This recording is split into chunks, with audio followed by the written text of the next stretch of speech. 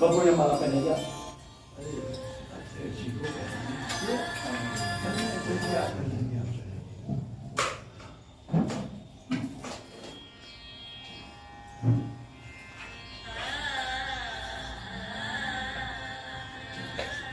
और उसमें जो है हम लोगों को जो इतना ज्ञान और मिलने के लिए और कोशिश कर रहे हैं कि आज अच्छी तरह से यहाँ लेकर के जाए। तो फैक्ट्री मशीन ऐसी जगहों के लिए जगह लेता है, लेकिन हमने ये जगह दीदी की कृपा से जो मिली है, आप हमारे यहाँ की ओनर हैं जिन्होंने हमको 6-8 महीने पहले बुला के दिया। और हमने कहा जब इन्होंने हमको फ़ोन किया तो 10-15 साल बाद फ़ोन किया होगा कि आप मेरी जगह ले लीजिए और कुछ भी कीजिए, ये हमें नहीं पता है, और लीजिए भी आप ही। तो हमको इतनी आवश्यकता नहीं थी। फिर हमें लगा कि मम्मी पापा के नाम की जो ट्रस्ट है उसके बारे में आधा मिनट केवल बताएंगे कि मेरे मन में ऐसा ख्याल क्यों आया कि पंडित जी जब मेरे माता पिता दूसरे लोक में गए होंगे तो पंडित जी ने कहा कि आपने बड़ा काम अच्छा किया, उससे आप मुक्त हो गए। तो हमको चीज़ अच्छी नहीं लगी कि कैसे कोई मुक्त हो सकता है, मम्मी पापा के आशीर्वाद जिंदगी भर मिला है। तो हमने उसी समय ट्रस्ट बनाई और ये माना हमने कि जैसे बगल वाले कमरे में कोई रहता हो तो आवाज़ सुनाई देती है, अनुभूति होती है, लेकिन हम देख नहीं पाते। तो हमें ऐसे लगा कि मम्मी पापा हमारे बगल वाले कमरे में है, उनको हम देख नहीं पा रहे हैं लेकिन वो हैं। अगर वो हैं तो उनका रहन सहन तीरथ दवा ये सब तो होना चाहिए। तो हमने जो उनके आशीर्वाद से आजीविका हमको प्राप्त होती है वो उस ट्रस्ट में डालते हैं और उसी से धीरे धीरे ये सारी चीज़ें होती हैं। ये कोई अलग से हमने फंड नहीं रेस किया है, ये माता पिता वाला ही फंड है। ये मान के चलते हैं कि यदि वो होते तो हम इतना तो जरूर करते, है ना। उनके रहन सहन तीरथ दवा में जो पैसे खर्च होते वो इसलिए खर्च होंगे। तो ये एक पावन कार्य है, इस दृष्टि से हमने रखा। और मेंटल हेल्थ पे बात करने से पहले हमको लगता है कि ये एक ऐसी चीज है जिसपे एक कोच की आवश्यकता है। हमें कितनी चीजें परेशान करती हैं और उसका उत्तर क्या है हमें लगता है सबको पता होता है। ट्रूली स्पीकिंग, किसी आदमी को ये बताने की जरूरत नहीं होती है कि क्रोध मत कीजिए। किसी आदमी को ये भी बताने की जरूरत नहीं पड़ती कि सच बोलिए। किसी आदमी को ये भी बताने की जरूरत नहीं होती है कि ईमानदारी से रहिए। किसी आदमी को ये भी जरूरत नहीं पड़ती है कहने की कि न्याय का साथ दीजिए, परिवार के साथ रहिए। फिर भी उन चीज़ों से हम डिक्ट हो जाते हैं। हमको ऐसा लगता है कि हमको उपदेशक ज़्यादा मिलते हैं, मेंटर और कोच कम मिलते हैं। तो जैसे कोई आदमी किसी को तैरना जो है उपदेश से नहीं सिखा सकता, तैराकी सिखाने वाले को गंगा जी में उतरना पड़ेगा और सिखाना पड़ेगा और सीखने वाला स्वतः सीख जाएगा। तो हमको ऐसा लगता है कि मेंटल हेल्थ के इशू में हमको काउंसलर, साइकेट्रिस्ट सब मिलते हैं, लेकिन कोई कोच नहीं मिलता है। क्योंकि हम अच्छी बातों को क्यों नहीं कर पाते हैं, उसका सीधा सा उत्तर बात है कि हम कई जन्मों के पशु योनियों से आते हैं। तो उनके संस्कार जड़वत रहते हैं। किसी कुत्ते बिल्ली से आप विवेक बुद्धि की आशा नहीं करते हैं, है ना, कि अतिथि हैं इनको मत भौंको, वो अतिथि आएगा तभी भौंकेगा, है ना। तो उसके अंदर विवेकता नहीं होती है। तो पशुओं के संस्कार हमारे साथ लगे रहते हैं कुछ न कुछ में। इसी क्रम में आप देखेंगे जब कोई आदमी पहले गलती करता था तो हमारे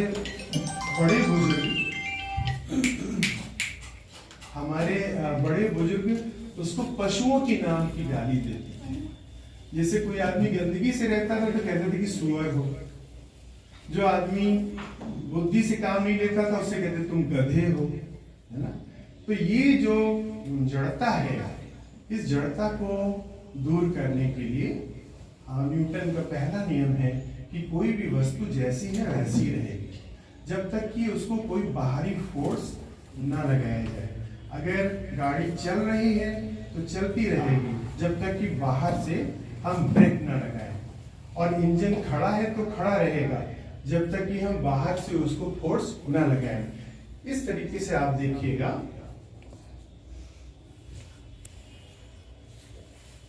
तो इंसान के अंदर जो भी बुराइयां रहती हैं वो वैसे ही रहेंगी जब तक कि कोई बाहरी फोर्स ना लगाए। तो बाहरी फोर्स ही गुरु हुआ करता था, वो किसी को ज्ञान नहीं देता था। ज्ञान, क्योंकि आत्मा में का मेन सोर्स ज्ञान है, तो आत्मा सबके अंदर है, तो ज्ञान सबके अंदर है। फर्क है केवल इनर्शिया ब्रेकर, कौन उस जड़ता को ब्रेक करता है। इसीलिए पूरी सृष्टि जड़ और चेतन में है। जो इनर्शिया ब्रेक कर लेता है वो चेतन है, और जो इनर्शिया ब्रेक नहीं कर पाता है वो जड़ है। इसीलिए जो आदमी बदलता नहीं है उसको लोग जड़वत कहते थे। तो जड़ माने मूर्ख नहीं होता है, जड़ माने वो होता है कि हम अपनी अच्छाइयों को मोबिलाइज ना कर पाए। और वो जो मेंटर, काउंसलर, साइकियाट्रिस्ट, कोच होता है वो वही काम करता है। चूंकि ये कोच आज के वर्तमान के जो कोच हैं, गुरु हैं, वो गंगा जी में हमको तैरना तो सिखाते हैं, लेकिन किनारे पे खड़े होके वो हमको ढकेल के कहते हैं हाथ पैर मारियो, हमको लेके नहीं जाते हैं। तो हमको ऐसा लगता है कि यह हमारी एक बात स्पष्ट हो गई कि किसी को किसी भी परिस्थिति से निपटने के लिए ज्ञान विशेष की आवश्यकता नहीं है। दूसरी बात क्या है कि हमारी दृष्टि थोड़ी सी कैसी होनी चाहिए, इस पे हमारा ध्यान बड़ा स्पष्ट होना चाहिए। होता क्या है कि जब हम दुनिया में चलते हैं तो हमारी एक आदत होती है कि हम वस्तुओं की अंधेरे पक्ष को देखते हैं।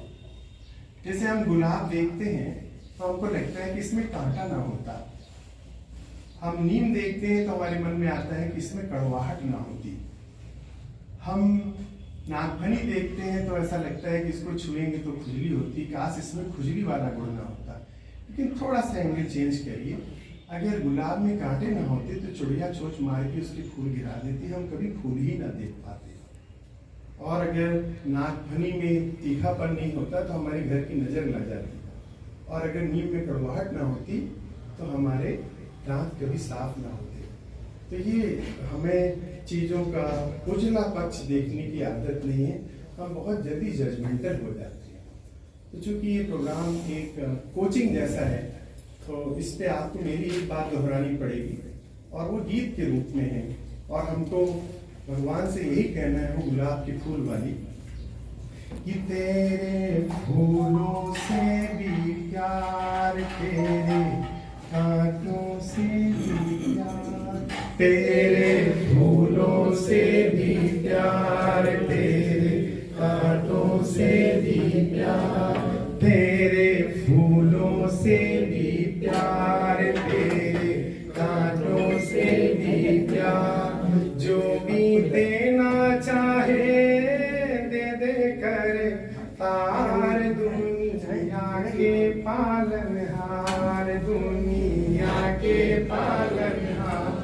जो भी देना चाहे दे दे कर तार, दुनिया के पालनहार, दुनिया के पालनहार।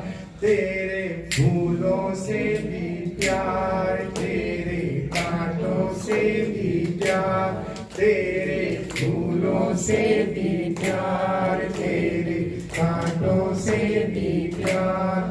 जो भी देना चाहे दे दे कर तार, दुनिया के पालनहार, दुनिया के पालनहार। यानी कि अगर हम फूल बनते हैं तो भी ठीक है, भगवान के चरणों में रहेंगे, अच्छे लोगों के हार में रहेंगे। अगर कांटे बनते हैं तो भी ठीक है, फूल ही की रक्षा कर लेंगे। दोनों का अन्य में आश्रित संबंध है। कांटों की उपयोगिता भी कम नहीं है, फूलों की उपयोगिता भी कम नहीं है। कमल की उपयोगिता से हम गुलाब की उपयोगिता का कंपेयर नहीं कर सकते हैं। कमल कीचड़ में खिलता ही क्यों देखते हैं, शंकर जी को चढ़ता है, इस पे देखिए। तो हमारी दृष्टि में एक सुधार होना चाहिए कि दृष्टि जजमेंटल ना हो। तरक्की करने वाले लोग और ना तरक्की करने वाले लोगों में बेसिक फर्क यही होता है। ना तरक्की करने वाला लोग या टेंशन में रहने वाले लोग, दुखी रहने वाले लोग का सबसे बड़ा दोष ये होता है कि वो जजमेंटल होते हैं। जैसे वो सभागार में आएंगे तो फटाफट जजमेंट कर देंगे, वो कह देंगे कि इतनी जैकेट पहन के क्यों आ गए, डॉक्टर साहब तो ऐसे सच के आए जैसे शादी में है ना। तो फटाफट जजमेंटल ले लेंगे, हर आदमी के ऊपर फटाफट जजमेंट ले लेते हैं। और जो तरक्की करने वाले लोग हैं उनकी दृष्टि अलग है, वो जजमेंटल नहीं होते। वो जो आदमी जैसा होता है उसको वैसा ही स्वीकार कर लेते हैं और बहुत तेजी से पता कर लेते हैं। जैसे आजकल ईशान किशन और अभिषेक शर्मा बहुत तेजी से गेंद को पढ़ के छक्का मार देते हैं, वैसे ही बहुत तेजी से पढ़ लेते हैं कि आने वाला हर व्यक्ति में सबसे बढ़िया अच्छाई क्या ढूंढे विद इन हाफ सेकेंड। ये जो अच्छाई है ढूंढने की आदत ये नेताओं में होती है, इसीलिए वो कुछ ना करते हुए भी राजा बनते हैं। तो कोई भी आदमी के अंदर ये एटीट्यूड होना चाहिए। एक नेता सवेरे जब जाता है गुरुद्वारा तो कहता है कि कीर्तन से बढ़ के कुछ नहीं, फिर किसी के यहाँ जाता है तो कहता है भंडारे से बढ़िया कुछ है नहीं, वो सब जगह अच्छाई देख लेता है। फिर वो बौद्ध क्या जाता है तो कहता है कि मेडिटेशन से बढ़ के दुनिया में दो चीज है। तो भंडारे की भी प्रशंसा करना जानता है वास्तविक, कीर्तन की प्रशंसा करना जानता है वास्तविक, मेडिटेशन की प्रशंसा करना चाहता है वास्तविक। लेकिन दूसरा आदमी देखिए तो कहता है कि कीर्तन करने से क्या होगा, भंडारा करने से किसी का कितना दिन तक पेट भर लीजिएगा, मेडिटेशन करते हैं तो आज दुनिया में दुखी खत्म हो जाता। तो ये हम डिमार्केट कर लेते हैं। तो दूसरा सूत्र है कि ज्ञान बुद्धि प्रदीपेन, आप लोग कुछ लिख भी सकते हैं, बहुत धीमे धीमे बोलेंगे। कैसे जी अगर आपकी अनुमति हो तो हम थोड़ा इसका इस्तेमाल कर लेंगे। है ना?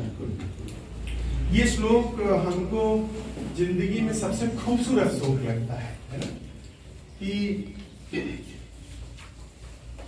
मेरी राइटिंग बच्चों जैसी है कि जनस्य आशयम आलक्ष्य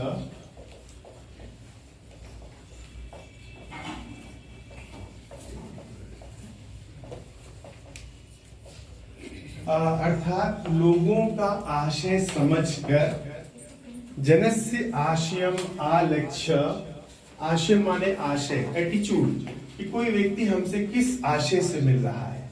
जनस्य आशयम आलक्ष्य यो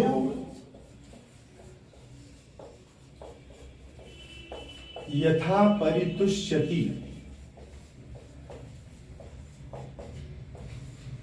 जो जैसे संतुष्ट हो, यो यथा परितुष्यति, है ना, तम कथम अनुवर्तेत, उससे वैसा आचरण करे। लोगों का मतलब समझ के, आशय समझ के, जो जैसे खुश हो उसको साथ वैसा व्यवहार करे। तम तथैव अनुवर्तेत। दूसरा इसका हम बाद में भी बता देंगे, फोटो से पता चल जाएगा। दूसरा कंपोनेंट और मजबूत है कि पर आराधनम पंडिता,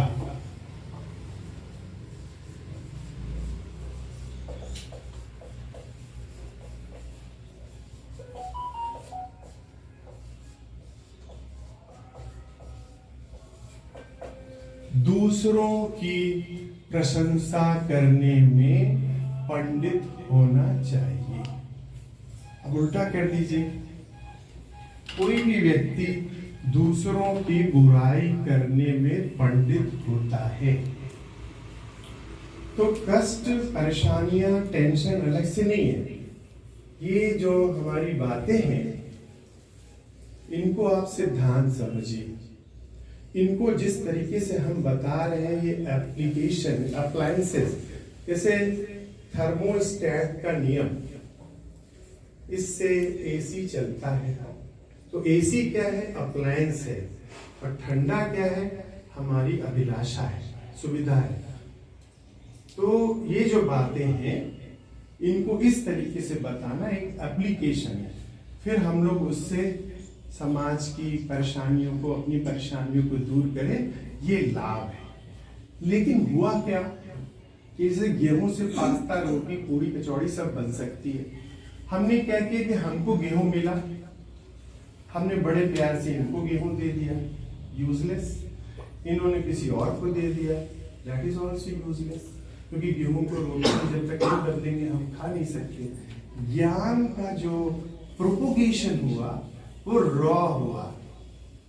पंडित जी श्लोक ही बोलते रह गए, वो इनको रटा, वो बोल गए, बाबू जी से सीखे, हम बोल दिए, अब हमारा रटा बोल रहा है। जो पंडित जी बोल रहे हैं उससे ही कह दीजिए, अर्थ बता दीजिए, तो बोलेंगे आप जान के क्या करेंगे। और आपने और जिद किया तो बोलेंगे हमको अपने गुरु जी से बड़ी तपस्या से मिला था, आप गृहस्थ इतनी तपस्या कर नहीं सकते, तो हम कैसे आपको समझाएं। यहाँ से बैठो, खत्म हो गया। इसका अर्थ क्या हुआ कि जो रक्षक था वही भक्षक निकला, है ना। किसी भी एक श्लोक का, एक चौपाई का कोई भी एक अर्थ किसी पंडित जी ने आज तक नहीं बताया। आप 2.5 घंटे का रुद्राभिषेक करते हैं, लेकिन उसके श्लोक का अर्थ क्या है, जब तक हम गणित की क्लास में फार्मूला नहीं समझेंगे तो गणित आगे की कैसे लगाएंगे। व्यापार का लेन देन हमने पकड़ा ही नहीं। हमने सोचा कि पंडित जी जो बोलते हैं बस उसी से हमारा सब, पंडित जी से गुरु जी का, भगवान जी का टाइप है, वो मंत्र से सब व्यवस्था बना दें। अगर हम आपको एक आध चीजें बोल रहे हैं बहुत छोटी छोटी, कि नभम चमे, जैसे हम लोग बोलते हैं ना, नभम चमे, धनम चमे, पत्रम चमे, नभम चमे, जलम चमे, उपम चमे। इसका तात्पर्य कि मैं नभ में हूँ, मैं जल में हूँ, मैं पत्ते में हूँ, है ना। यानी कि इन चीज को वेस्ट मत करो। तो पूरा अष्टाध्यायी रुद्राभिषेक यही कहता है, इकोसिस्टम प्रिजर्वेशन। वो कहता है कि दुनिया में जीवन तभी रहेगा जब पत्तियां रहेंगी, जब भूमि रहेगी, जब जल रहेगा, जब सूर्य रहेगा। और हम पूजा के माध्यम से उनकी संरक्षा और रक्षा करने की बात बताते हैं कि पत्तों की रक्षा कीजिएगा तो ऑक्सीजन मिलेगा, तो जीवन रहेगा। जल की रक्षा कीजिएगा तो जीवन चलेगा। नभ की रक्षा करिएगा तो बारिश अच्छे से होगी। तो इतना सा अर्थ बताने में क्या प्रॉब्लम है। लोगों के कितना कितना पानी वेस्ट हो रहा है, पेड़ काट रहे हैं। अगर अष्टाध्यायी के 4 मंत्रों का अर्थ पंडित जी ठीक से समझा देते तो शायद लोग पेड़ काटने को पाप समझते, शायद लोग नदी में कूड़ा फेंकने को पाप समझते, शायद लोग पटाखा जलाने को पाप समझते। तो ये अर्थ स्पष्ट न करना ये सबसे बड़ा परेशानी का विषय रहा। पंखा चलाना सुदीप की परेशानियां अलग से एक्सपोर्टेड नहीं। सवाल ये है कि हमने एक तरीके से जिनको गणित पढ़ाने के लिए हमने नौकरी में रखा, उनकी जगह पीटी वाले गणित का क्लास लेते हैं। तो पीटी वाले गणित कैसे पढ़ा सकते हैं। अब हम पंडित जी को उनकी परंपरा के हिसाब से पूज रहे हैं, है ना। उनका स्पेसिफिकेशन, घर पे नौकरी रखते हैं उनका स्पेसिफिकेशन पूछते हैं, लड़की की शादी करते हैं स्पेसिफिकेशन बायोडाटा मांगता है। लेकिन पंडित जी हमारी जो सबसे सुप्रीम चीज है परमात्मा, उसके बारे में बताने के लिए हमें कोई स्पेसिफिकेशन नहीं। हम लोग कहते हैं कि बाबू पूजा करा दो, तब उनका लड़का से हम कराओ थे, है ना। वो सब्जेक्ट है लाइफ का। कोशिश करिए कि मेरे पास बीज हैं कृषि करने के, खेती करने के।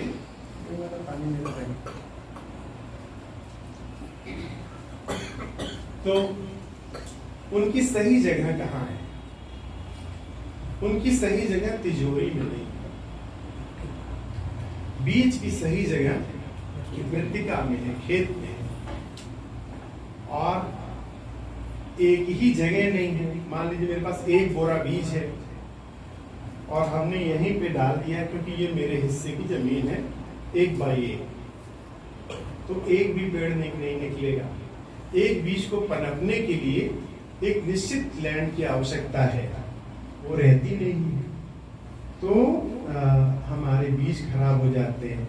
धन के ऊपर, ये कठिन बात है थोड़ा आत्मसात करना, धन के ऊपर हमारा ऐसा ही सोच है, हम उसको फैलाते नहीं। और जो फैलाने के वर्तमान के उपाय हैं वो आपको दिग्भ्रमित करते हैं। जैसे हमारे पास 6 लाख रुपया साल का एक्स्ट्रा है, तो हमको हर आदमी बताएगा ये वाला बॉन्ड लीजिए, ये वाला शेयर लीजिए, यहाँ बाईपास पे जमीन 25 साल बाद दाम बढ़ जाएगा वहां ले लीजिए। और दूसरी बार रोज कहता है कि क्या लेके आओगे, क्या लेके जाओगे, क्या लेके आओगे, क्या लेके जाओगे। पढ़ते ये हैं और करते वो हैं। तो इन्वेस्टमेंट जो है अपने टाइम का, अपने रिसोर्स का हम सही जगह नहीं करते। मैटर अब हमारी डिफिनीशन, पहला इन्वेस्टमेंट लोग कहते हैं शेयर में कीजिए, है ना। मेरा कहने का तात्पर्य कि शेयर माने सिंपल सी बात है कि मेरे पास 100 रुपया है, हम 100 लोगों में से शेयर करते हैं। अपने घर परिवार समाज स्टाफ में अपने संसाधन का हम मिल बांट के जो यूज करते हैं,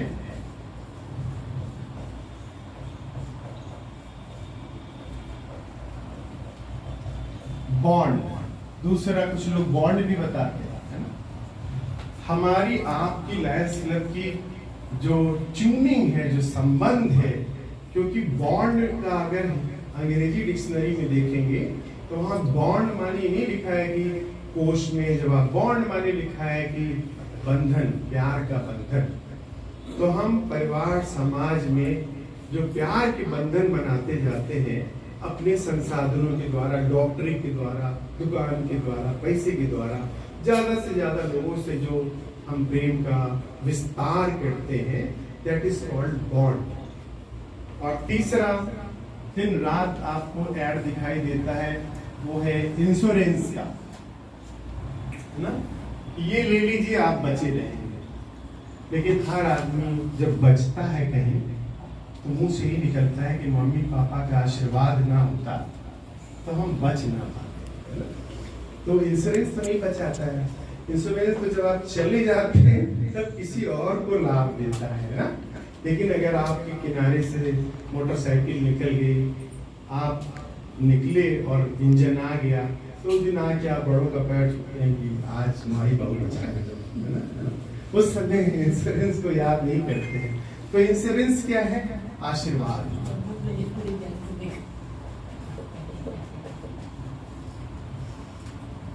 तो ये वर्तमान का बेस्ट इन्वेस्टमेंट है। और हमारा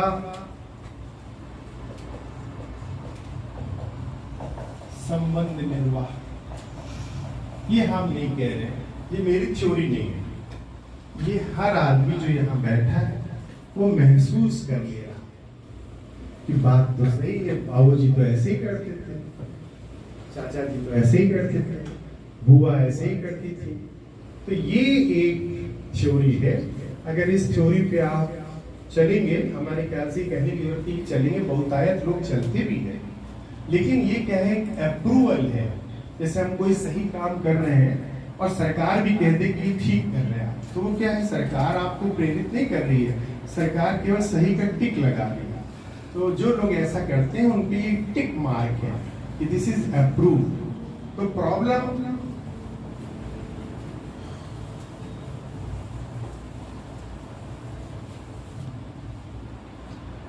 यहां से शुरू होती है कि हम रुपए के ऊपर, एक भारत सरकार की, गांधी जी की रिजर्व बैंक ऑफ इंडिया की मुहर होती है, वो जब मेरे घर पे आ जाते हैं तो हम उसमें एक अपनी लगाते हैं कि अब ये मेरा है। तो अगर बहुत ध्यान से सोचेंगे, थोड़ा एक्स्ट्रा ध्यान से सोचेंगे कि कुछ भी पैसे जो आपके आते हैं तो उसमें कई लोगों का अंश होता है।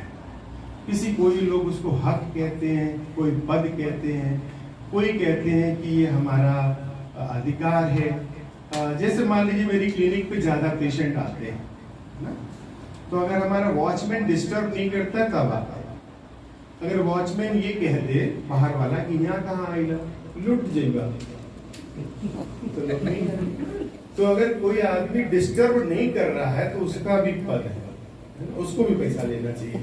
इसलिए देना चाहिए कि ये हमारा डिस्टर्बेंस नहीं क्रिएट कर रहा है। हमारे स्टाफ अगर ये कह दें चुप होके बैठिए, जो भी बोलना डॉक्टर साहब से बोलना होगा, हमसे मत बताइए, जल्दी कीजिए, हम मशीन बन जाए क्या? तो पेशेंट बड़ा सोच लेता है कि यहाँ नहीं आना है, सब वहाँ दबा दिया आदमी। वॉचमैन ये कह दे, दूसरे पेशेंट कह दे हम तो यहाँ इलाज करा रहे होती 3 साल से कोई फर्क नहीं पड़ा। सोच ला एक बार, मैं तुम्हारा जगह बैठा तो सुंदर पे उनके दिखा रहा। तो पेशेंट भी हमारी आमदनी का हकदार है कि उसको भी हम ठीक रखें, स्टाफ भी हकदार है, वॉचमैन भी हकदार है। स्वच्छता कर्मचारी नहीं आता है, जमीन बड़ी गंदी है तो कस्टमर इंप्रेशन बना लेता है, हम डाकर इतना गंदगी, सफाई, हाथ धो के खाना खाइए, हाथ धो के काम कीजिए, इतना गंदगी रखने वाले रोगी की तस्वीर नहीं समझे। तो देखिए, स्वच्छता सेवक, वॉचमैन, स्टाफ, पेशेंट, आप अगर 100 रुपया कमा रहे हैं तो सबका हक दीजिए, सबको पॉजिटिविटी रखिए। जो हिंदुस्तान में सभी देवताओं को पूजने की आदत है, शनि महाराज को भी, हनुमान जी को भी, गणेश जी को भी, सबका, इसका मतलब केवल यही होता है कि आप ये मत सोचिए आपके पास पैसे आ रहे, यू आर फॉर्चुनेट, लेकिन अदृश्य रूप से कुछ लोग आपकी पॉजिटिव हैं, उनका हक है, कुछ लोग आपके लिए नेगेटिव नहीं है, उनका भी हक है। इसीलिए शादी ब्याह में नेगेटिविटी की पूजा पहले कर दी जाती है ना, नंदी मुख श्राद्ध कर दिया, नवग्रहों की पूजा कर दिया कि भैया नेगेटिव, पॉजिटिव वाले गणेश जी तो आ जाएंगे, लेकिन नेगेटिव वाले ना आए तो पहले गणेश पूजन जैसे पहले भूमिका व्यवस्था पहले कर दीजिए। तो प्रॉब्लम ये आती है कि हम लोग अपने पैसे पे अपनी मुहर लगा देते हैं, वॉचमैन को अलग जस्टिफाई कर देते हैं, तू नहीं जाना तो हम पैसे रख के 8 घंटा बैठ के पैसा कमाते। स्टाफ से कहते तुम्हें क्या पता 11 साल कैसे हमने पढ़ाई की है, तुम लोगों को हरी हरी दिखाई देती है। This is all immature thought. तो अपने पैसे पे अपनी मुहर ना लगाना, ये एक इम्पॉर्टेंट सब्जेक्ट है। बीज और खेत का कॉन्सेप्ट याद रखिए कि जितना हम बांट फैलाएंगे मैदान में उतने वृक्ष होंगे। अपने संसाधन जो भी हमको मिल रहा है उसको हम इन्वेस्टमेंट, शेयर, बॉन्ड, इस तरीके से चलेंगे, वो चलेगा। दूसरा एक कॉन्सेप्ट आता है कि हम लोग किसको फॉलो करें, टेंशन ना हो तो किसको फॉलो करें। श्री श्री रविशंकर को फॉलो करें, इस्कॉन को, ब्रह्मा कुमारी को, कि सनातन धर्म को, कि फलाने धर्म को। This is a big question, always a big question. हमको इसका उत्तर बड़ा सरल मिला। हमने एक चीज सोची कि भगवान किसे पसंद करते हैं, चलो उसी को फॉलो किया जाए, क्योंकि खुश तो रखना है भगवान को। तो निर्मल मन जन सो मोहि भावा, निर्मल मन जन सो मोहि भावा, मोहि कपट छल छिंद्र न भावा। ये कह रहे हैं हम उनके पास जाते हैं, उनके ऊपर अपनी कृपा बरसाते हैं जो निर्मल मन के होते हैं। तो चलिए हम एक टेबल बनाते हैं कि निर्मल मन एक चाहिए कि उनको अपना हम लोग बना ले, निर्मल मन, कपट ना हो, छल ना हो, ये एक चीज होगी। दूसरी बात देखिए कि भगवान जी ने कहा कि अगर आपको कोई टेंशन नहीं चाहिए, बहुत सुख संपत्ति चाहिए, तो हम एक छोटा सा फार्मूला तुलसीदास जी ने बताया। बंदहु बाल रूप सोई राम, सब सिद्धि सुलभ जपत जसु नाम। कि बंदहु बाल रूप सोई राम, सब सिद्धि सुलभ जपत जसु नाम। कि बाल रूप भगवान की अगर आप प्रार्थना करते हैं तो सारी सिद्धियां आपको सुलभ हो जाएंगी।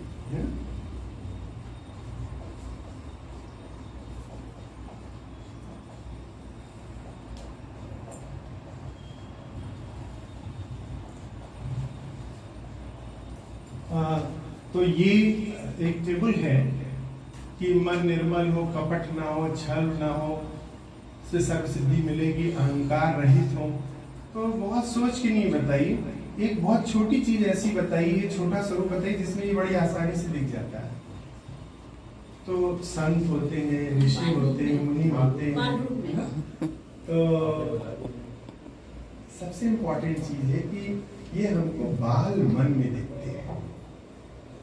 तो एक तरफ तो आपको बड़े कानून का पालन करना है, मेडिटेशन करना है, भोर में ब्रह्म मुहूर्त में उठना है, जाप करना है, घर का त्याग करना है, और एक ये बाल मन है। लेकिन कभी किसी ने ये नहीं कहा कि यू शुड प्रैक्टिस बाल मन। People used to say you should practice this religion, you should follow this पंथ। देखिए बच्चा आता है, अपनी मम्मी की गोदी से भाग के स्वच्छता सेविका की गोदी में जाता है और कहता है तुम गंदी हो, अपनी माँ को कहता है गंदी। माँ उसको भेद सिखाती है कि तुम किसकी गोदी में बैठ गए, भेद हम लोग सिखाते हैं। और फिर लास्ट में इस भेद को दूर करने के लिए आश्रमों के चक्कर काटते हैं। वो बच्चे ही कह रहा है कि भेद मत कीजिए, आप अपने काम काज में इतनी बिजी हैं कि हमको प्यार नहीं कर पा रहे हैं। वो चाची आती है, गोदी में ले लेती है, वो नहीं, वो समता की दृष्टि सिखा रहा है। तो सबसे इम्पोर्टेंट चीज ये है कि हम और कुछ करें, किसी पंथ को माने चाहे ना माने, लेकिन बाल मन को बनाए रखें। लेकिन हमारा जो पालन पोषण है वो इसके विपरीत होता है। आप कोई भी बाल मन की एक्टिविटी करेंगे तो लोग आपका उपहास करेंगे, क्या कलाकंद के साथ खेलत हुआ, उनके ट्राली वाले के साथ चाय पिया हुआ, यार तुमने तो आदमी वाली अपन स्टैंडर्ड लाइन मेंटेन करके चला। तो ये जो भेद बुद्धि हमको दुनिया सिखाती है, और एक उसके ऊपर तबका और लगा दिया जाता है कि बचपन लौट के नहीं आता, वो दिन लौट के नहीं आएंगे, खेलने की उम्र चली गई। अभी हमसे एक पेशेंट ने कहा कि हमने कहा कि कितना तू खेला ना, क्या खेले का टाइम नहीं मिला। हम कहे कि भैया हमारी क्लिनिक में कितनी देर से बैठे हो, तो बोला 4 घंटे से। हम कहे अगर तुम खेलते तो यहाँ 4 घंटा नहीं बैठना पड़ता। लेकिन अस्पताल में लाइन लगाने में आपका कोई भी व्यक्ति आपको मना नहीं करता, कहता उम्र बात खत्म हो गई तेरी। यंग आदमी भी जाता था कि क्या करवा, आजकल बीमारी के तो भी पता है ये नहीं है, क्योंकि कैंसर हो जाला, बुखार से ज्यादा तो कैंसर हो। तो कोई भी आदमी खेलने की तरफ आपका ध्यान आकर्षित नहीं करता। बच्चों वाली एक्टिविटी आप करेंगे स्वतः, आर्ट कला म्यूजिक कुछ भी, तो कहेंगे कि का ये उम्र तो खेले का नहीं है, ये उम्र तो ड्राइंग बनाए का नहीं है। अब बैट बल्ला, कपूर साहब बैट बल्ला लेके खेलत कर। तो ये आपको सही रास्ते से भटकाव करने की बात कही जाती है। तो मेरी बातों का थोड़ा सा सारांश यही है कि कुछ किसी धर्म संप्रदाय को माने ना माने, बाल मन इंटैक्ट कीजिए, बाल मन और बालपन ये इंटैक्ट कीजिए। अपने पैसे पे अपनी मुहर मत लगाइए। सभी प्रकार के परिवार का पालन करिए। सभी प्रकार का मतलब ये है कि ये सृष्टि 5 भौतिक है, अगर हमने इनका उपयोग कर रहे हैं, धरती का, आकाश का, पानी का, तो उनके प्रति मेरा दायित्व है। हम अपने जीवन में जितनी ऑक्सीजन लेते हैं, कम से कम उतने वृक्ष जरूर लगाएं। जितना पानी पीते हैं उतना पानी का साधन बना के जाएं। तो ये एक छोटा सा कॉन्सेप्ट है। एक हमारा ये परिवार है, दूसरा जिसमें हमने जन्म लिया है वो परिवार है, तीसरा हमारा कार्य का परिवार है, चौथा हमारा कस्टमर का भी परिवार है। उनको भेद मत रखिए। ये मेरा टेक होम मैसेज है, और इसके लिए बहुत ज्यादा ज्ञान की आवश्यकता नहीं है। हमको तो ऐसे ही लगता है कि ज्ञान जो है वो हमको ब्रेक करता है और प्यार हमको जोड़ता है। तो ज्ञान की तुलना में प्रेम का विस्तार ज्यादा इम्पोर्टेंट है। ज्ञान का विस्तार सीमित रखना चाहिए। सारे ज्ञान विज्ञान पूजा पाठ का उत्तर यही निकलता है कि हम दुनिया को मन की आंखों से देखना सीख लें, यानी कि प्रेम की आंखों से देख लें, और जीवन में व्यापार का विस्तार के साथ साथ प्रेम का विस्तार करें। अपनी छोटी फैमिली से बड़ी फैमिली की तरफ बढ़े। यही हमारा आज का छोटा सा एक है। बातें और भी हो सकती हैं, लेकिन अब प्रश्न उत्तर काल में हो जाएंगी। आप हमसे कठिन से कठिन बात पूछिए, कन्नन जी के आशीर्वाद से हम थोड़ा बहुत उसको जरूर बताएंगे। जाते जाते बस इतने ही कहें, जो लोग जो ज्यादा जानते हैं इंसान को कम पहचानते हैं। जो लोग जो ज्यादा जानते हैं इंसान को कम पहचानते हैं। हम पूरब है पूरब वाले हर जान की कीमतें जानते हैं। हर जान की कीमतें जानते हैं। मिलजुल के रहो और प्यार करो, ये चीजें यही जो रहती है। हम उसे देश के वासी हैं, हम उसे देश के वासी हैं। जिस देश में गंगा बहती है, जिस देश में गंगा बहती है।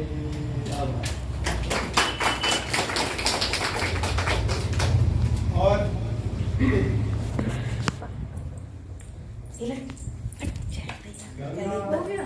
एक बार चाय पिलवा गंगा मैया किसी की आप गंगा मैया की सो रही है बैठ के। कोई खुश हो के आर पार की माला चढ़ा रहा है, वो भी राजी है। हिंदू आता है भगवान का जलाभिषेक करने, राजी है। मुस्लिम वजू करने आता है, तो भी राजी है। तो कोई मॉडल देखने की जरूरत नहीं है। गंगा जी जहाँ रह रही हैं वो चलती फिरती एक मॉडल है। हमको वो दृष्टि, हमने पहली बात बताई कि वो दृष्टि, कभी हमको क्लासरूम में गंगा को ऐसे पढ़ाया नहीं गया कि जीवन गंगा जैसा होना चाहिए। Philosophy of Buddha, philosophy of Muslim community, Christian community पढ़ाया, लेकिन फिलॉसफी ऑफ गंगा नहीं पढ़ाया कि गंगा एक्चुअली मैसेज क्या देती है। और रामचरितमानस में बड़ा अच्छा लिखा है कि गंग सकल मुद मंगल मूला। आप लोग बोल सकते हैं बड़ा कि गंग सकल मुद मंगल मूला, है ना? लिख दे रहे हैं तो पढ़ने में अच्छा रहेगा कि गंग सकल मुद मंगल मूला। ये जो इनर्शिया है, इसी को हमको ब्रेक करना है ना? ये बोलने में संकोच नहीं करना है। गंग सकल मुद मंगल मूला, गंग सकल मुद मंगल मूला। कि गंगा जी जो है सकल, सारे, मुद खुशी, मंगल, शुभ कार्यों की मूल है। हर जगह हमको उनकी आवश्यकता है। गंग सकल मुद मंगल मूला, सब सुख करनी हरनी भव सूला।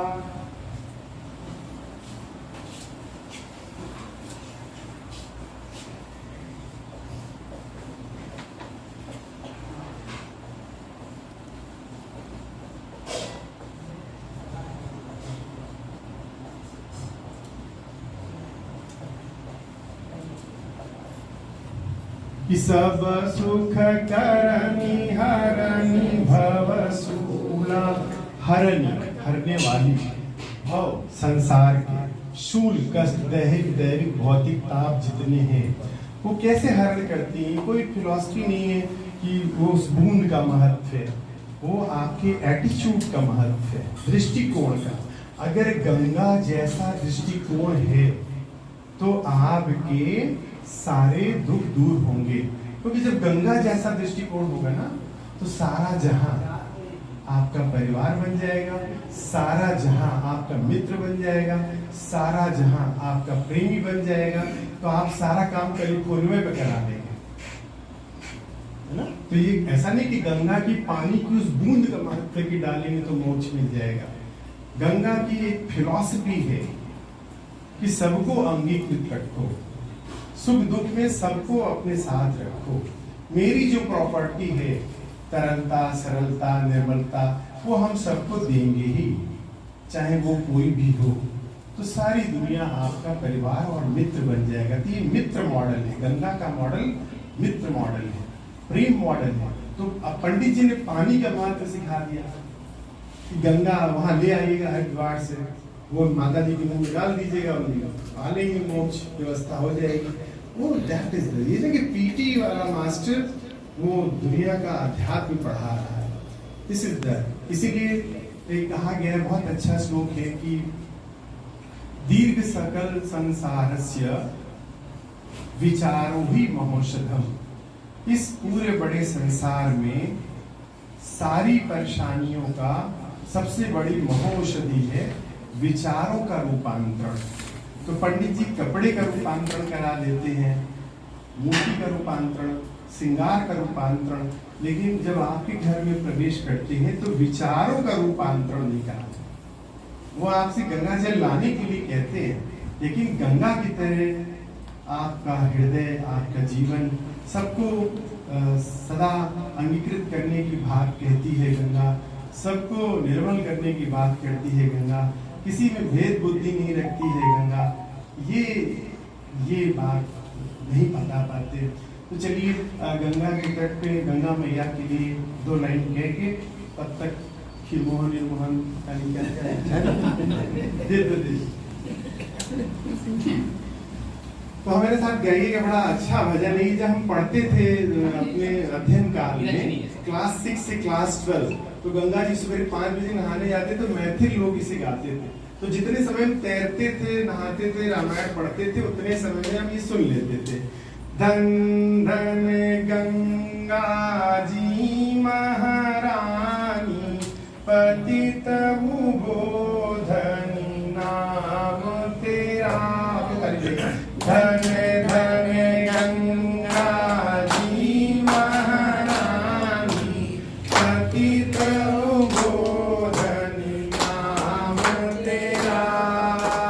धन धन गंगा जी महारानी, पतित उबोधनी नाम तेरा। विष्णु पदामृत से तू निकली, विष्णु पदामृत से तू निकली।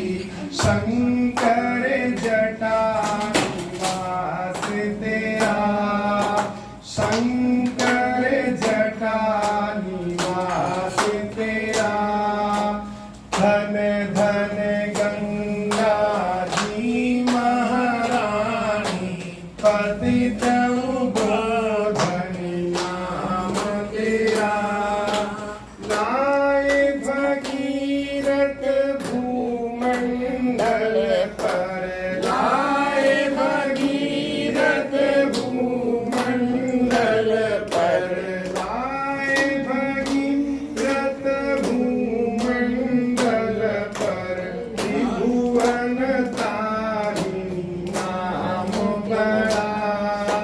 धन धन गंगा जी महारानी, पतित उबोधनी नाम तेरा। दर्शन से है कलिमल हरनी, दर्शन से है कलिमल हरनी। बूंद मात है नाम बड़ा, बूंद मात है नाम बड़ा। धन धन गंगा जी महारानी, पतित उबोधनी नाम तेरा। धन धन गंगा जी महारानी, पतित उबोधनी नाम तेरा। गुरु गंगा मैया की जय।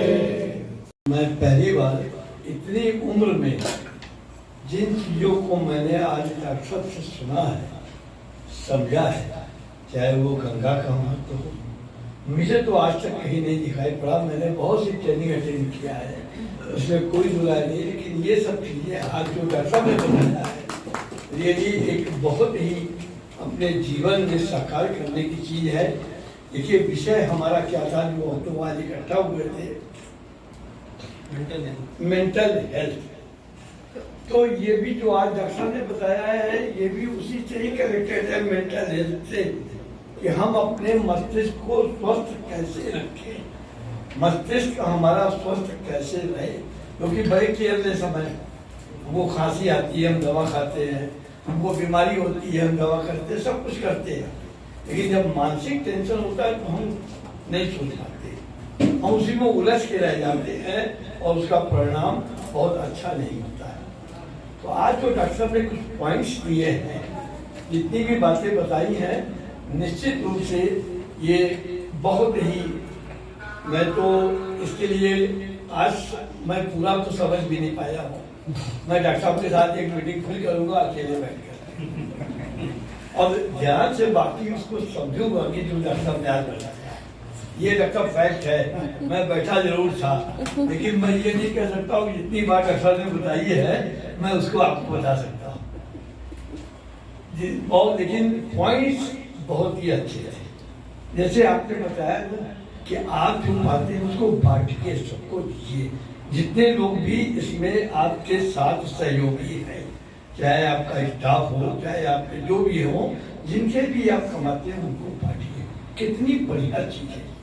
आपको अगर अपने जीवन में सुकून रखना है, कार्य करना है, तो ये सब चीजें बहुत ही आवश्यक है। डॉक्टर मैं रियली आपको धन्यवाद देता हूँ कि आपने मुझे आशीर्वाद तो देते ही रहते हैं, उसमें कोई मतलब नहीं। आज मैं आपको धन्यवाद देता, आज मुझे बहुत कुछ सीखने को मिला, बहुत कुछ सीखने को मिला, लेकिन अभी मैं संतुष्ट नहीं हूँ। मत समझिए कि मेरा पेट भर गया, अभी मेरा पेट पूरा खाली है। ये तो मन चंगा है इसीलिए बना हुआ। इम्पोर्टेंट है कि नहीं? नहीं, ऐसा तो नहीं कि मानसिक स्वास्थ्य पीटी एक्स्ट्रा करिकुलम और आर्ट सब्जेक्ट है कि नहीं जरूरी। पहली बात तो ये जानना है ना, क्योंकि ये भी ग्रांटेड है। ग्रांटेड माने लोग कहते हैं बड़ा टेंशन है तो लोग कहते हैं कि ठीक हो जाएगा, अच्छा समय आएगा तो सब ठीक हो जाएगा, मतलब नोबडी टेक इट सीरियसली। तो जब मानसिक स्वास्थ्य जो है वो स्वास्थ्य का कितना बड़ा हिस्सा है ये जानना जरूरी है। जैसे हृदय की बात कहते हैं, वैसे मानसिक स्वास्थ्य की कितना रेशियो है। Ratio of mental health is very important in overall health. तो देखिए जो सामान्य भाषा में जो हमारा शरीर है या आयु कहिए या हमारा पूरा वजूद है, वो 4 चीजों से बना होता है ना। एक तो जिसे आप शरीर कहते हैं, जिसे आम भाषा में देह कहा जाता है, फिजिकल बॉडी, देह। इसको हम ठीक कर सकते हैं भोजन द्वारा और दवा द्वारा। दूसरा हमारा हिस्सा होता है जिसे आप कहते हैं इंद्रिय, जिसे अंग्रेजी में बोलते हैं सेंसरी ऑर्गन्स। 5 होते हैं, आंखें, कान, नाक, त्वचा, है ना, और हमारा महसूस करने का क्षमता, 5 चीजें हैं ऐसे, जीवा। तो ये सेंसरी ऑर्गन है। इनको क्या चाहिए? मान लीजिए फिजिकल बॉडी को तो ये चाहिए भोजन और दवा। भोजन से वो हेल्दी रहेंगे और अगर बीमार पड़ गए तो दवा खा लेंगे। लेकिन इंद्रिय सेंसरी ऑर्गन जो हमारे होते हैं, इनको क्या चाहिए? तो सीधी सी बात है कि इनको सुख चाहिए। इसी लोग कहते हैं ना आंखों का सुख, कर्ण प्रिय, है ना, स्पर्श प्रिय। तो जितने भी हमारी सेंसरी ऑर्गन है उनमें दवाइयों का और भोजन का बहुत महत्व नहीं है ना।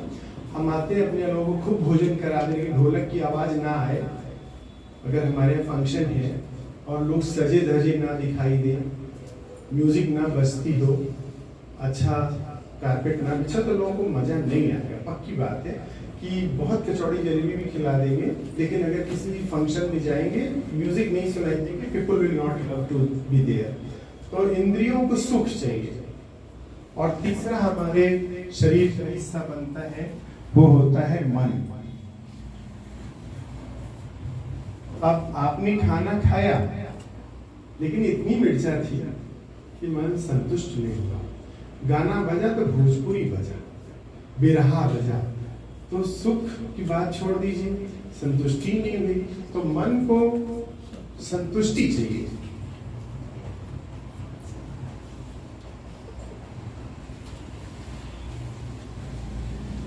और चौथा, सभी लोग जानते हैं कि चौथा हिस्सा आत्मा का है, सोल, प्राण, कुछ भी कह लीजिए, चेतना, ये कह लीजिए। तो आत्मा को ना भोजन चाहिए, ना दवा चाहिए, ना सुख चाहिए, ना संतुष्टि चाहिए। आत्मा को आनंद और शांति चाहिए।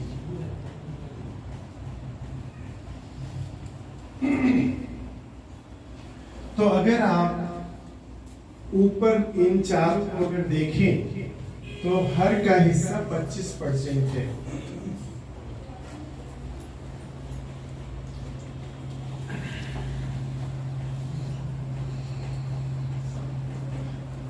तो अगर आप देखिए तो पूरे स्वास्थ्य में भोजन और दवा 25% ही रोल प्ले कर रहा है। बाकी जो 75% चीजें हैं, ना वो भोजन से ठीक हो रही है, ना दवा से ठीक हो रही है ना। हमारी इंद्रियों को सुख चाहिए, ये तो ये हिस्सा, that component is called the mental health. This component is called the mental health. तो अगर आप देखिए, अचानक किसी को बहुत अगर परेशानी आती है तो उसका पूरा शरीर सूखने लगता है।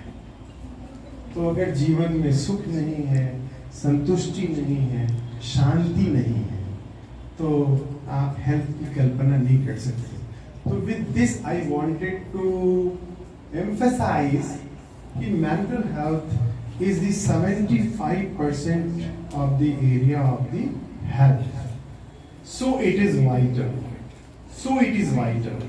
And more importantly, why it is so important? Why it is easy? Because for that you don't need to do any extra effort. भोजन और दवा के लिए तो आपको एक्स्ट्रा एफर्ट करना होगा, लेकिन मेंटल हेल्थ के लिए इम्पोर्टेंट भी है और एक्स्ट्रा एफर्ट भी नहीं करना है ना। कोई आपके घर में चाची दादी है, उनकी कोमल हाथों से उनका पैर हाथ दबा दीजिए, तो जो मुलायम मुलायम चमड़ी है वो आपको कितना सुख दे रही। घर में आते बच्चे खेलते पढ़ते दिखाई दे रहे हैं, सुख मिल रहा है। अच्छा कहीं भजन कीर्तन रहे, वहां बैठ के तो सुख दे रहे हैं। So it is cheap, easy and easily available, but we don't pay attention over there, है ना। हम वहां ध्यान नहीं देते हैं। तो पहली बात तो लोग जो कहते हैं ध्यान, मेडिटेशन, तो मेरा कहने का मतलब है कि जो ध्यान मम्मी पापा ने सिखाया वही ध्यान होता है। महात्मा बुद्ध वाले ध्यान से हम थोड़ा बहुत ज्यादा वास्ता नहीं रखते हैं। मम्मी कहती थी सड़क पे चलो ध्यान से चलना, कॉपी एग्जामिनेशन भी लिख लेना तो ध्यान से लिखना, और लिखने के बाद ध्यान से एक बार क्रॉस चेक कर लेना, मास्टर साहब की बात ध्यान से सुनना। तो any work which you do by the combination of इंद्री, मन और आत्मा, that is called ध्यान। हम बहुत गड़बड़ काम करें और 3:30 बजे उठ के मेडिटेशन करें, that is funny task, इसका कोई मतलब नहीं। हर समय आप योग की बात सारी दुनिया चलाती है, योग नहीं, मनोयोग। जहां आप जिस काम में कर रहे हैं उसमें पूरा मन लगा के कर रहे हैं, that is मनोयोग। जो मम्मी पापा ने से कहा कि बी अटेंटिव, बी जागरूक, यही महात्मा हमारे विवेकानंद जी ने कहा कि उत्तिष्ठा जागृता, जो इन्होंने अमेरिका के भाषण में पहला शब्द बोला कि उत्तिष्ठा जागृता, उठो जागो। इसका क्या मतलब हुआ कि जागृत रहो, जहां पे हो वहां पे रहो। अभी जैसे यहाँ वाला ये कार्यक्रम चल रहा है, अगर हम इसका इस्तेमाल ना करते, आप इसका ना करते, तो एक चाइनीज कहावत है, वो बड़ी अच्छी है, सबके लिए अच्छी है कि you will see you will forget. आप देखेंगे और भूल जाएंगे। You will listen you will remember. आप सुनेंगे, थोड़ा याद रखेंगे। And you will do it will be in practice. आप करेंगे, वो अभ्यास में आ जाएगा।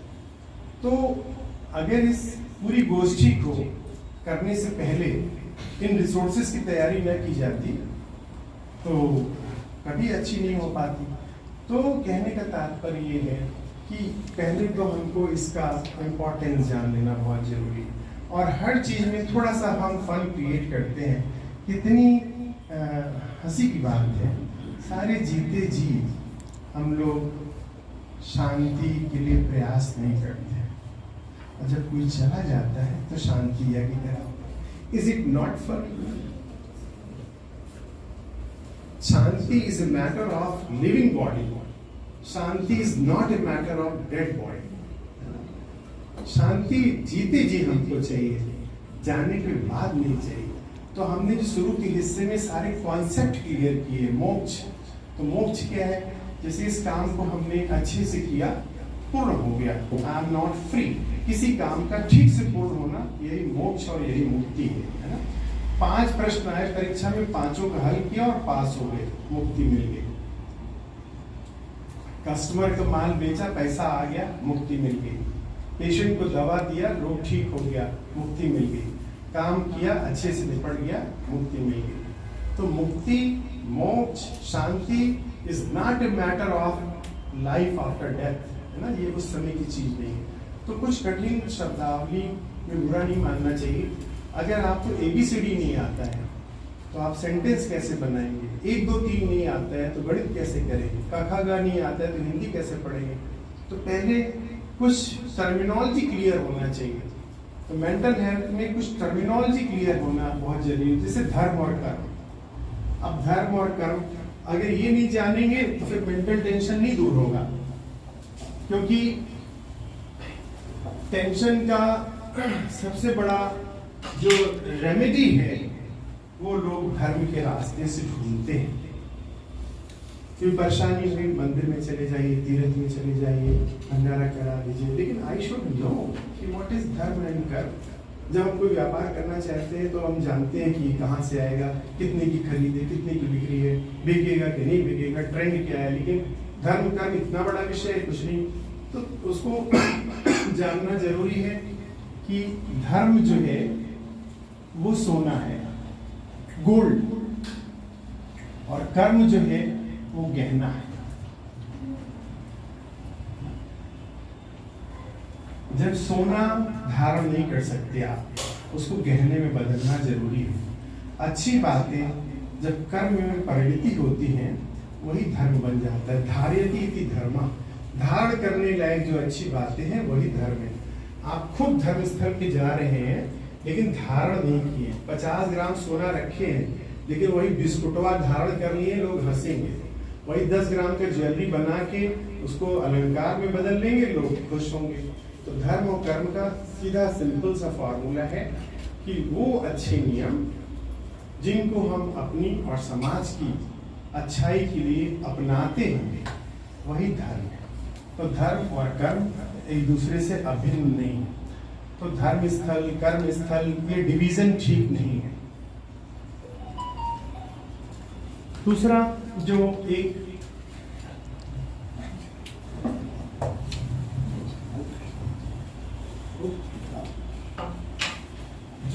दूसरा एक फॉर्मूला, हम फॉर्मूले बेस पे बातें, डॉक्टर आदमी फार्मूला ज्यादा यूज करता है। फार्मूला बात है, ये आपने सुना होगा आर्ट ऑफ लिविंग, है ना। तो उसी को हम इसी से जोड़ेंगे कि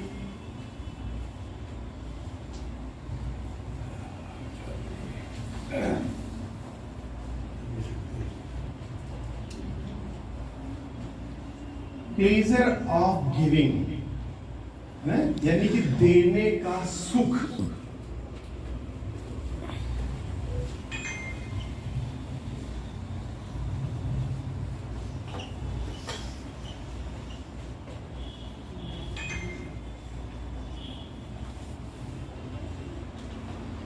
जॉय ऑफ लिविंग और त्यागने का आनंद।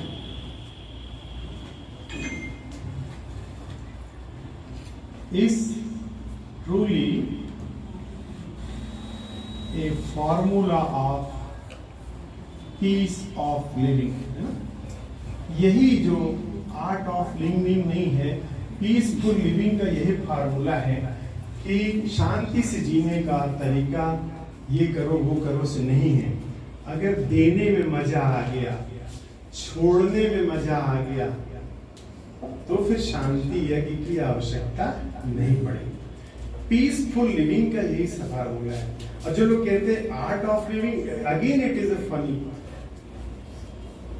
पालक बेचने वाली, सोना बेचने वाला, हवाई जहाज बेचने वाला, गंगा जी पे टीका लगाने वाला, सबको जीना आता है। आर्ट ऑफ लिविंग सबको पता है, कब उठना चाहिए, कब खाना चाहिए, क्या करना चाहिए, सबको पता है। लेकिन फिर भी वो अशांत क्यों है? क्योंकि बस यही नहीं है। देने में मजा नहीं आता, छोड़ने में मजा नहीं आता, तो शांति की कल्पना आप नहीं कर सकते, है ना। जैसे सूरज में रोशनी ना हो, गर्मी ना हो, उजाला ना हो, जो कि सन की इंटीग्रल प्रॉपर्टी है। सूरज निकलेगा तो रोशनी होगी, गर्मी होगा, उजाला होगा, है ना। लेकिन तीनों ही ना है तो हम ये नहीं कह सकते कि सूर्योदय हो गया।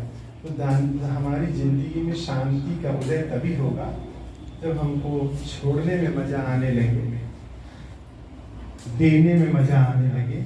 लेकिन पूरा रिवर्स मेंटल टेंशन और अशांति का कारण क्या है कि दिन रात हम पकड़ने की आदत बनाते हैं, दिन रात हम हड़पने की आदत बनाते हैं, तो शांति की कल्पना नहीं की जा सकती। This is the simplest formula. अब आप इस फॉर्मूले को कहीं भी अप्लाई कर दीजिए, कहीं भी अप्लाई कर दीजिए, तो आप पाइएगा कि ये मैटर। हमारे घर में हमारी स्टाफ ने हमसे एक्स्ट्रा पैसा मांगा, लेकिन हम स्पेसिफिकेशन देख रहे हैं कि 3 महीना काम करते हुआ। अब वो कह क्या रही है कि इनका ब्रेन हेमरेज हो गया है, डॉक्टर साहब कहीं से भी कुछ थोड़ा सा कर दीजिए। तो हम कैलेंडर पे लिखेंगे, और माली सट्टा में डूब गया तो नहीं लिखेंगे, लेकिन उसको देंगे तो लिखेंगे। तो छोड़ने में और देने में हमारी प्रवृत्ति नहीं है, इसीलिए अशांति का कारण, टेंशन का मूल कारण यही है। अब इस फॉर्मूले को आप कहीं भी अप्लाई कर दीजिए, ये मेरी गारंटी है। ऑफिस में, व्यापार में, क्लिनिक पे, कहीं पेशेंट हमारा आता है। कल ही हमारा पेशेंट बोला कि भाई हम साजिद भाई के भतीजे हैं, चाचा हैं। उनके कौन साजिद भाई? बोला हमारे उजाला में, हम क्यों तो बड़े नेक इंसान हैं। आप बताइए, आप मेरे इतने दिन से बताए नहीं, हम आपसे फीस लेते हैं, माफ कर। तो रोने लगा, अरे हमें आपको नाम नहीं बताना चाहिए, साजिद भाई से हम तो पैसा दे सकते हैं डॉक्टर साहब। हमने कहा ठीक है दे सकते हैं, तो किसी का इलाज करा दीजिएगा।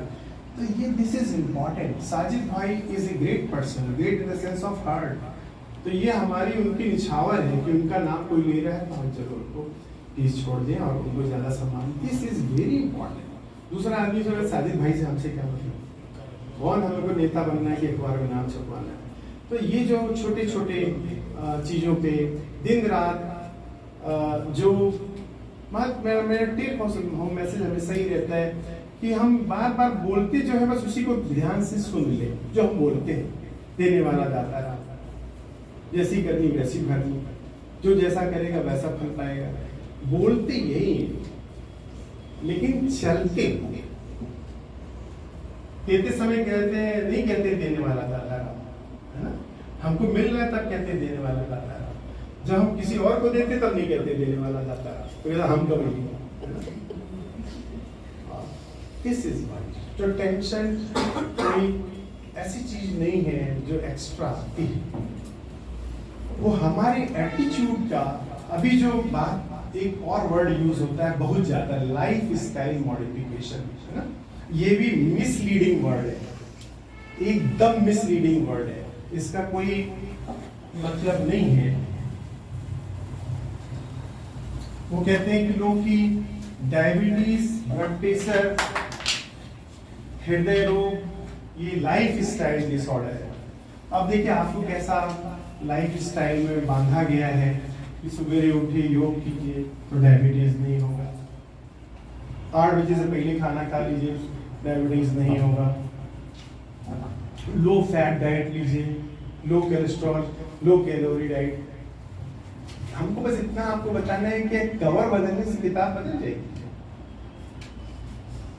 एक आदमी जो महापापी है वो 8 बजे से पहले खाना खाएगा तो डायबिटीज नहीं होगी। एक आदमी जो सबका हड़प के बैठ की तरह ऊर्जा खो गया तो उसको डायबिटीज नहीं होगी।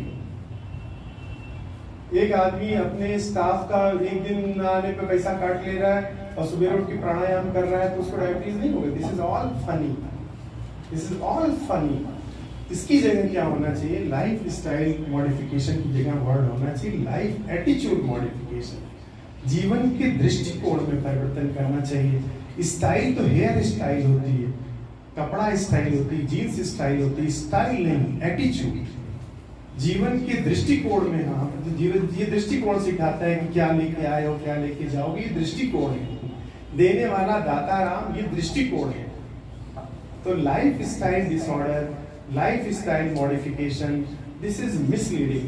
लास्ट में अगर आप ढूंढेंगे तो जो हमारी बात का अब हम धीमे धीमे मूल में जा रहे हैं कि it is life attitude which to be modified. हमको ईश्वर ने माता पिता के आशीर्वाद से दिया है, किसी जन्म में हमने अच्छा काम किया था तो इतने अच्छे लोग मिले, ये सब लाइफ एटीट्यूड है। हम अकेले करने वाले नहीं हैं। अगर हमारे सहयोगी ना होते तो हम इतना ना कर पाते। भगवान की दया ना होती कि हम काशी में ना होते तो हमको इतने अच्छे लोग। ये देखिए एटीट्यूड है। कोई भी जिम्मेदारी हम अपने ऊपर नहीं ले रहे। कभी आशीर्वाद बोल रहे हैं, कभी कृपा बोल रहे हैं, कभी सहयोगियों के ऊपर आस्था दिखा रहे हैं। This is attitude. तो don't get messed up with this modern cover change करने वाली फिलॉसफी पे मत जाइए। एक दिन पढ़ के आ जाते हैं कि 7:30 बजे से पहले इंटरमीडिएट फास्टिंग कर ले तो डॉक्टर साहब शुगर ठीक हो जाएगा। कोई फास्टिंग है ना, फास्टिंग इतने ही है, झूठ नहीं बोलेंगे, यही उपवास है ना। जो मिलेगा उसी में खुश रहेंगे, यही उपवास है ना। ये इंटरमीडिएट फास्टिंग से कहाँ से बीमारी और आपका जिंदगी ठीक होगा। तो हम लोग किसी किसी को दोष देते हैं, लेकिन हमने जाके पकड़ लिया कि मैटर है कहाँ। खोज करते करते हमको मिल गया गुरु जी टेंशन का कारण।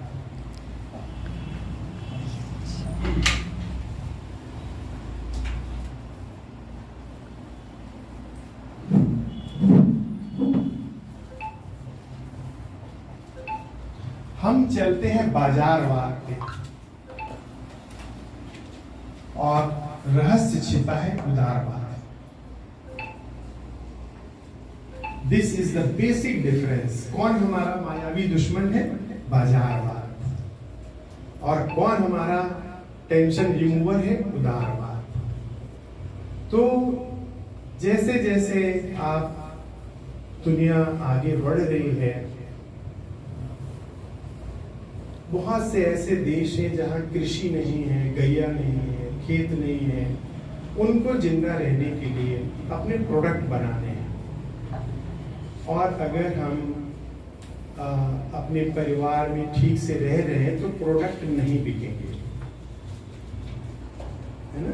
जैसे 4 चूल्हा है तो 4 तवा बिकेगा, लेकिन एक किचन है, 4 परिवार है तो 3 तवे नहीं बिकेंगे, बाजार नीचे जाएगा। भाभी की साड़ी नंद पहन लेगी तो साड़ी कम बिकेगी।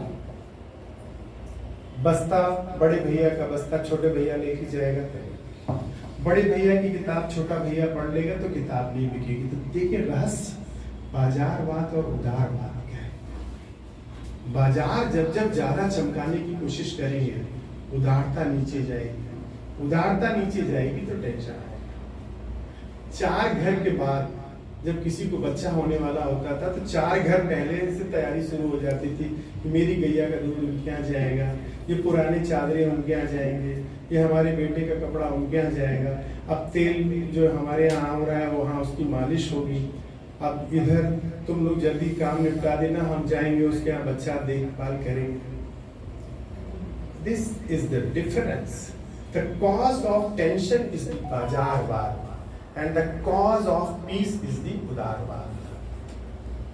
ये आपको लेकिन आप अखबार देखेंगे तो जीडीपी, बाजार, ये सब मिसलीड करता रहेगा। आप अपना 100 रुपया बचा आपके पास और आपने बॉन्ड ले लिया और उसी समय बहन आ गई कि वो बेटा भैया तुम्हारे भतीजे का एडमिशन कराना है। हम कहे दे तो देते, लेकिन वो बंडवा में लगा दिए हैं, नहीं तो देते है ना। तो ये उदारवाद और बाजारवाद है ना। भरोसा कर रहे हैं कि करने वाला वो है, लेकिन भरोसा बॉन्ड पे कर रहे हैं। बहन के साथ अच्छाई करने वाली चीज पे भरोसा नहीं कर रहे, बॉन्ड पे भरोसा कर रहे हैं। This is the difference. तो अगर हम अपने रिश्तों में जो कमाते हैं उनकी अहमियत समझें, तो टेक होम मैसेज बार बार हमारा ये होता है कि जीवन का फिर आकलन करें कैसे। तो जीवन का आकलन भी बहुत सरल है, मतलब हम अच्छे हैं कि आप अच्छे हैं कैसा भगवान पता करेंगे, बताइए। एक फार्मूला है, बताते हैं आपको बढ़िया सा।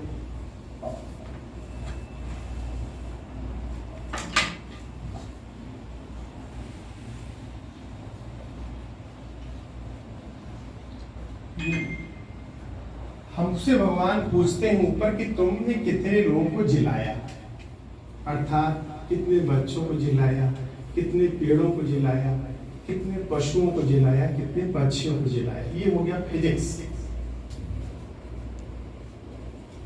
फिर कहते हैं कि कितनों से निभाया, तुम्हारा कोई दोस्त था कि नहीं था, तुमने उससे रिश्ता लेन देन निभाया कि नहीं निभाया। आज के बच्चे कहेंगे आपसे क्या मतलब, वो तो चाचा जी के लड़के हैं ना, अब उनकी लड़की में आप चलिए दहेज देने, वो कभी आए हैं कि नहीं, उनसे आपका कोई मतलब है कि नहीं। तो अब बुढ़िया भी सोचने लगती है बात तो सही कह रहे, आए नहीं। तो कितनों से निभाया भगवान जी पूछते हैं। और तीसरा पूछते हैं आपसे फिजिक्स केमिस्ट्री मैथ कि कितनों को बनाया है ना।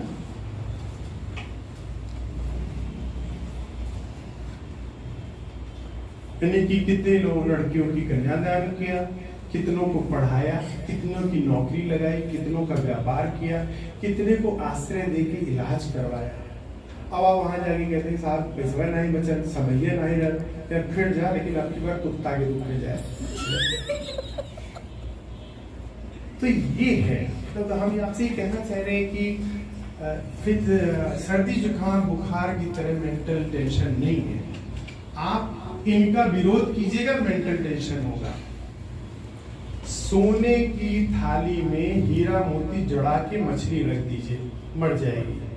मिट्टी के बर्तन में पानी डाल दीजिए, बच जाएगी। हमारी आत्मा को उदारता में ही शांति मिलती है, लेकिन हम उसमें अपना स्टैंडर्ड तलाशते हैं ना। हमारे घर का मछली पानी में रही, सोना में रही, तो छटपटा के मर जाती है। तो जो सब कुछ होते हुए भी छटपटाहट है, वो सिंपल उदारता डिफिशियंसी है, विटामिन B12 डिफिशियंसी नहीं है, उदारता डिफिशियंसी। तो शांति हो, चाहे टेंशन हो, चाहे सुख हो, चाहे संतुष्टि हो, वो कोई भी आदमी कितना उदार है उसी कंटेंट में उसको सुख शांति संतुष्टि मिलती है। और कोई भी आदमी कितने कंटेंट में कम उदार है उसी प्रोपोर्शन में टेंशन की बात आती है। तो हम तेजी से अपनी चीजों को पकड़े रहते हैं, हमको जिलाया निभाया और बनाया, इस पे हमारा कैलकुलेशन नहीं है। तो आपको काउंसलर हो, चाहे साइकियाट्रिस्ट हो, चाहे कोई हो, उसकी सलाह काम नहीं आने वाली है। तो व्हाई शुड आई से कि काम आने वाली है। दिस इज इंटीग्रल, ये एक ऐसी सहज शिक्षा है। तो मछली और पानी वाला एग्जाम्पल याद रखना है कि मछली को जिस तरीके से पानी में शांति मिलती है, उसका जीवन रहता है, इंसान की आत्मा की शांति देने में, उदारता में है, जिलाने में है, निभाने में है, बनाने में है। शांति अपने आप आ जाएगी। बाकी जो सुख दुख है वो तो पार्ट ऑफ द लाइफ है, वो कम ज्यादा बैठे हुए, वो तो कम ज्यादा बहुत सी चीजों से मिलता है। और वो सहन शक्ति सुख दुख की जो है, तो अगर जीवन में आपने अभ्यास किया है, जैसे बहुत आदमी जो रियाज करता है तो उसको जड़ा गर्मी कम सताती है। तो आपने अगर जिलाया निभाया बनाया का रियाज फेरा है तो सुख दुख आपको टेंशन नहीं देती है। और अगर आपने जिलाया निभाया का बनाया का रियाज नहीं किया तो हवा भी चलेगी तो छींक आने लगेगी।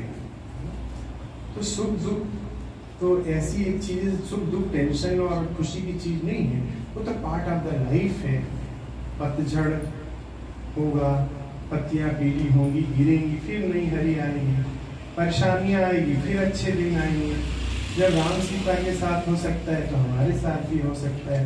लेकिन आपका एटीट्यूड क्या था? जब राम जी को वनवास दिया गया तो लोगों ने कहा कि देखा खेल होगा तुम्हारे साथ, भरत के मानव के कई, है ना? तो उन्होंने कहा नहीं। देखिए एटीट्यूड, बार बार हम कहते हैं दिस इज द एटीट्यूड। उन्होंने कहा कि पिता देहि मोहि कानन राजा, कि अयोध्या छोटी है,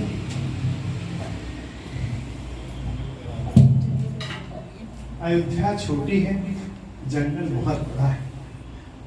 तो पापा जी ने हमको बड़ा राज दिया है ना। तो ये एटीट्यूड मॉडिफिकेशन। लेकिन आज का सलाहकार कहेगा नहीं, आप ये सूट करिए, हम आपके साथ हैं। सुप्रीम कोर्ट में मेरे एक से एक वकील हैं, मजाल है कि आपके बाबूजी कैसे कर देंगे, आपकी उन्हीं की संतान है, आप बड़े हैं, मानते आपको थे, कैसे दे दिए। तो ये एटीट्यूड, सही एटीट्यूड नहीं है ना। तो एटीट्यूड मॉडिफिकेशन होता है ना। तो जीवन में टेंशन ना हो, द लास्ट सेंटेंस है कि एटीट्यूड मॉडिफिकेशन। एटीट्यूड मॉडिफिकेशन रहेगा, और एटीट्यूड मॉडिफिकेशन हमारा ऐसे रहेगा, I think there is hardly any chances कि जैसे हमारी मेडिसिन में इम्यूनिटी का रूल है कि कोविड होगा लेकिन आपको नहीं होगा। तो परेशानियां जीवन में आएंगी, लेकिन आपको उससे कष्ट नहीं होगा, because you are immune by virtue of this. जिसे छोड़ना और त्यागना और देना आ गया, उसको परेशानियां कैसे परेशान कर सकती है? राम जी का भी लाइफ यही कहता, उनको छोड़ना आ गया, उन्होंने एटीट्यूड मॉडिफाई कर लिया। वहां गए तो आश्रम से सीखा, किसी और से सीखा। राम जी ने युद्ध की कला तो आती थी, लेकिन पराजय कैसे किया जाए रावण जैसी, तो उन्होंने वहां से एक फार्मूला निकाला। उन्होंने कहा team, technology and tie up. उन्होंने कहा बंदरों की टीम, राक्षस जो है वो देवताओं से लड़ने के आदी हैं, लेकिन बंदरों से नहीं। तो let us make a team of बंदर and take the technology of Nal and Neel, जो समुद्र पे, and let us make the tie-up of Vibhishan, है ना? तो विभीषण से टाई-अप किया, नल नील की टेक्नोलॉजी ली और बंदरों की टीम बनाई।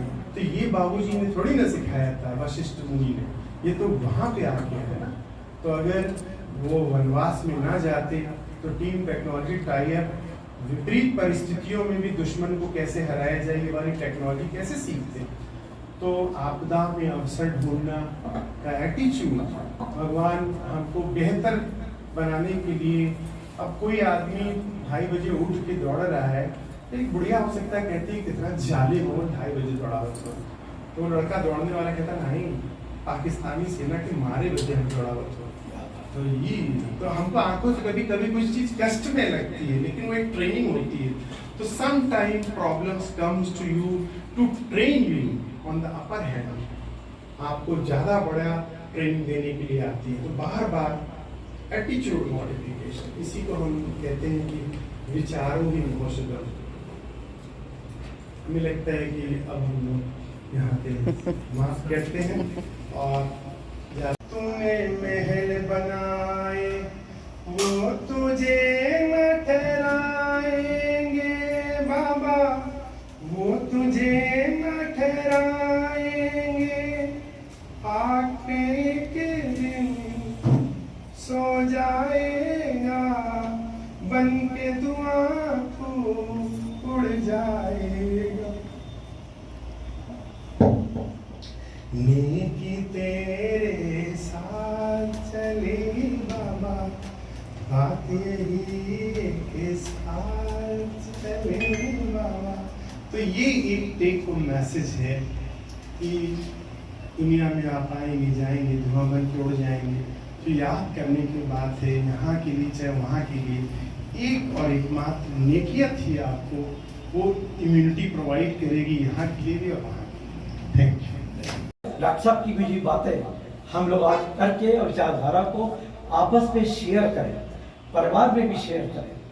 कहा बिल्कुल सही बात कही आपने कि अगर उदारता होती है तो आप चाहे घर का बंटवारा हो, चाहे व्यापार का कष्ट हो, आज ग्राहक आ रहे नहीं आ रहे हैं, आप डॉक्टरी के विषय में कमजोर हैं, कुछ भी हो, लेकिन अगर उदारता है तो सब फिर वापस आ जाता है, कहीं जाता नहीं। बहुत बहुत धन्यवाद। मैं अनुरोध करता हूँ बप्पू भैया से और अपने अध्यक्ष जी से